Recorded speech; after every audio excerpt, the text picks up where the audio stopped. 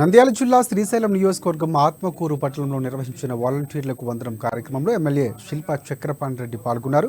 Corona కష్ట సమయంలో ప్రపంచమంతా భయపడుతున్న వాలంటీర్లు తమ ప్రాణాలు సైతం లెక్క చేయకుండా సేవ చేశారని కొనియాడారు. ఇక అనంతరం సేవామిత్ర, సేవారత్న, సేవా వరజన పురస్కారాలను పురస్కారం చేశారు.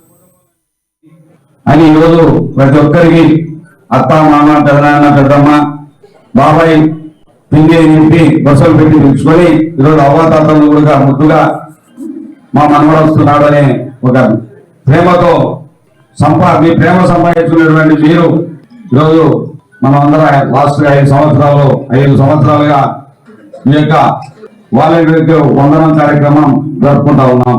కరోనా కష్టకాలంలో ఎవరు ఇంటి పక్కన వాళ్ళని పలకరించని పరిస్థితుల్లో ప్రపంచమే గజగజ వణుకుతున్నటువంటి సందర్భంలో పేపర్లు చదివితేనే, టీవీలో చూస్తేనే గుట్టలుగా శవాలు ఎక్కడ చూసినా రాష్ట్రంలోనే కాదు, భారతదేశంలోనే కాదు, ప్రపంచంలో కూడా పెరగనటువంటిది.